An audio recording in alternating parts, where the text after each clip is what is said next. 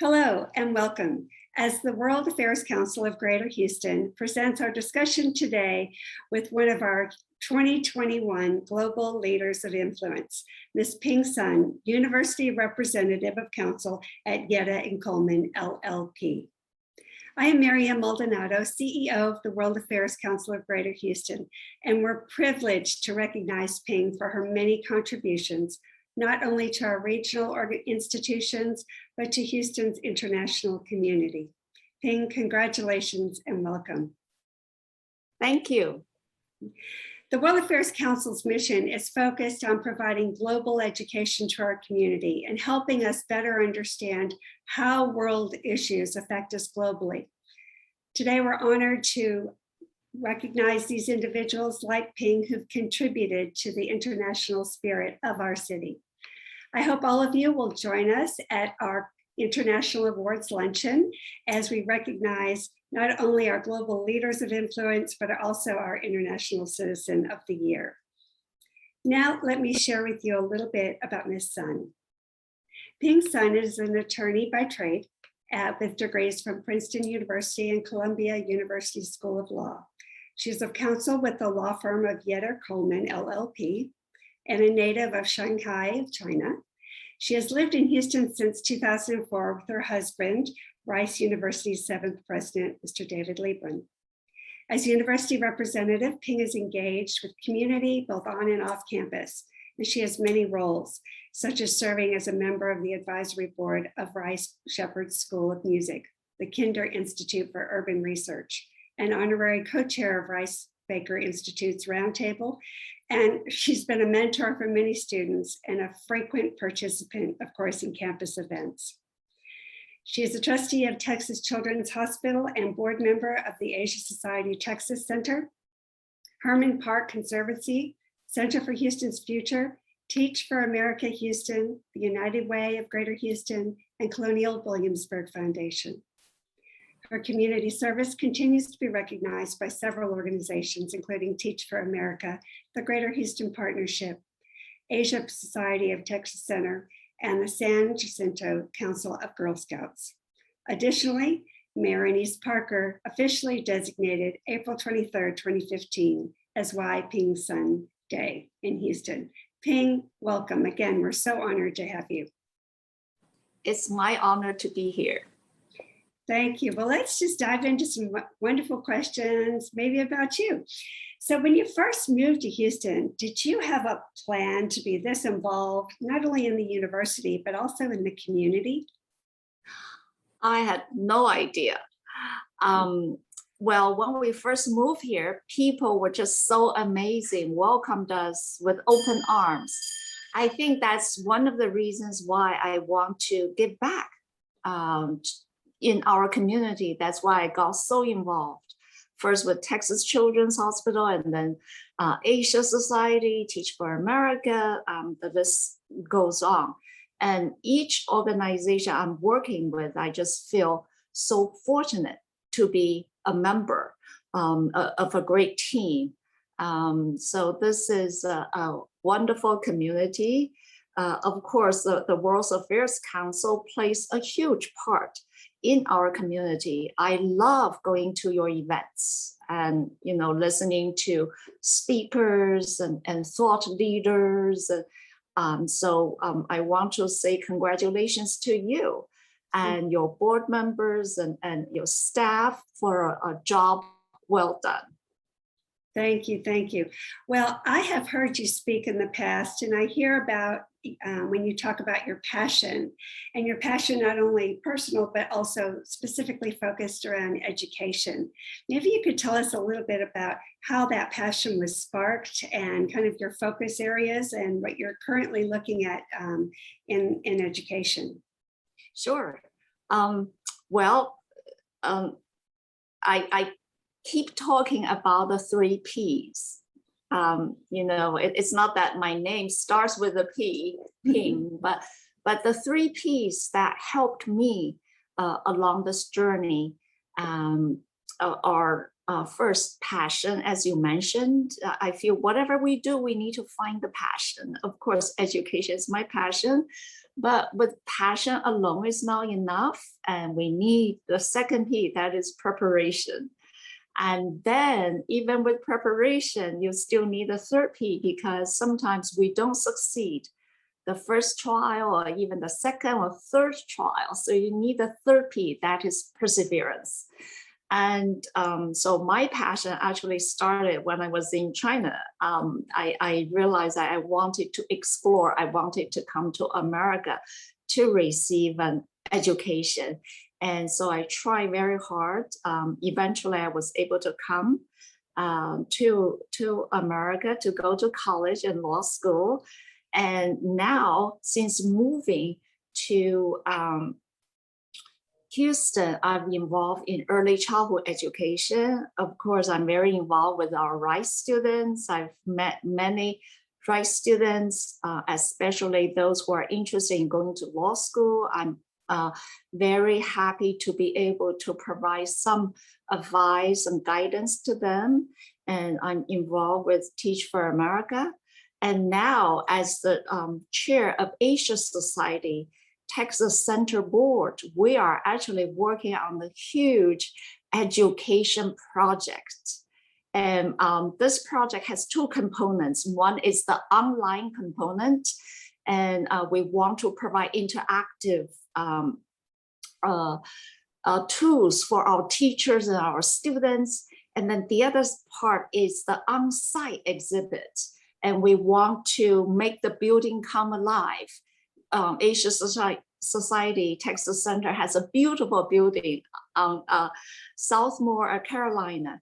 And so we want to make this building, we want to have the exhibit you can touch, smell, and feel. And we also want to make the runway sort of for the wheelchair. We want to make that into a train ride through Asia. So when students coming through, they will be able to see what's happening in Asia as if they were on the train. And then they come to our theater to experience the real computer generated image, whether it's learning a dance move from Cambodia or India. And so, and then they come upstairs, the reflective pool, so they will be able to write down how they feel, and then it will be projected onto the big screen and the glass wall.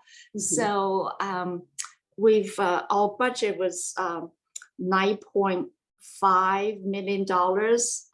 Just within few months, we raised almost $7 million. And so it shows the generosity of our community. Of course, I'm also a board member of Barbara Bush Houston Literacy Foundation board, and we are working on improving students' literacy. Now we're starting working with not only children, but adults as well.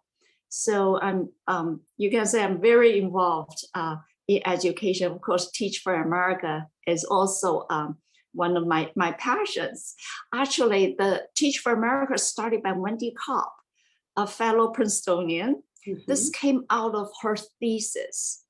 Mm-hmm. And she turned her thesis into a movement. For me, my thesis is sitting in the library. Nobody has read about it. And the only thing was that I quoted my husband in my thesis before I even met him.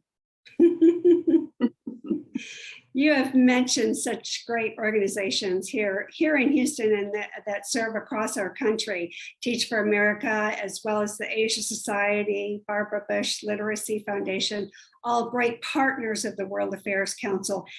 I'm inspired by everything that you're doing. Payne, what stands out as kind of the most maybe impactful thing in your memory over the last 10 plus years? What really stands out to you and some of the things you've been involved with?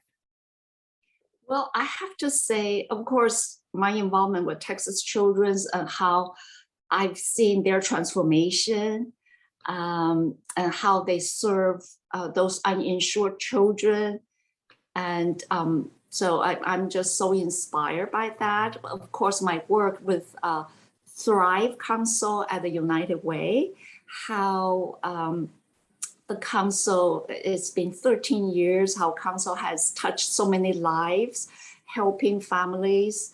And, but I have to say, what touches me the most is our response to natural disasters and how our community just gets together for, Hurricane Harvey, and the city and the county set up a relief fund. And I was honored to be invited to serve as a co-chair of the grants committee. And we raised millions of dollars and helped so many people. And of course, COVID-19, the city and the county also set up the relief fund. Again, working through United Way and Greater Houston Community Foundation. Again, I was tapped to serve on the 7-person task force. And with winter storm, again, the city and the county set up a relief fund, administered by United Way and Greater Houston Community Foundation. I served on the advisory board again. So I feel very honored to be asked to serve our community. But I was just joking that I was saying that I'm afraid that I'm getting a reputation to be the disaster lady. But one of our freshmen corrected me. Jennifer said, no, Miss Ping, you are the disaster relief lady. And I said, well, that sounds better. That sounds better. I hear you say the word serve and service. That really has been a thread through everything you've done. What does it mean to you? And what would you maybe advise some of our students who are watching about kind of servant leadership and what that really means, and some of the great fruit that comes as a result of being a server? Mm-hmm. Well, in terms of to serve, you can serve in so many capacities. Of course, I was lucky. I was able to serve in this capacity, helping the people who are in need by allocating funds to the nonprofit organization, helping those people. But for students, of course, you can get involved, in school, and sometimes it's just a very simple thing. If you see someone who is down, say hello, or even a smile that might cheer that person up. And so to me, service, it's, big and small. Mm-hmm. It comes in all packages. So the key is to have compassion, to put yourself in other people's shoes and think that if you were in that situation, what would you like to see? What would you want? And sometimes people just need maybe a pat on the back and say, you can do it. You will make it. As simple as that. You're so inspiring. I could listen to you for the rest of the afternoon. I have a question. I know that maybe your situation might be changing with your husband, the university. What's next for Ms. Sun? That's a very good question. For us, I was saying that, of course, David will stop being the president June 30th, 2022. And we will finally take a sabbatical. I've been waiting for the sabbatical for 26 years. And after the sabbatical, right now, we don't really have any plans to relocate. After the sabbatical, we'll come back and David probably will teach at Rice, and I will still be in our community. Hopefully, I will continue my service to the community. Well, we're thrilled about that. Thrilled to hear that you're not leaving our city. And thank you again. You are such an inspiring global leader of influence. Thank you, Ping. We're honored to recognize you. I thank you all for joining us. Any closing remarks? Well, thank you for giving me this honor. I just feel I don't really deserve this honor, and I hope the audience out there will we should all do our best to, to serve our community. Houston is a wonderful, wonderful community. People here really don't care where you are from and what your parents do. They care about you. If you want to contribute, they welcome you with open arms. Of course, we are also a very international city. We have so many consulates, from various countries here in Houston. And that's why, we just feel so thrilled to be in Houston, to be a Houstonian. Thank you. Well, thank you, Ping. It's been our honor. We look forward to recognizing you when we recognize our International Awards Luncheon in October. Thank you all for joining us. Thank you, Ping, for joining us today. Everyone have a great afternoon. Goodbye.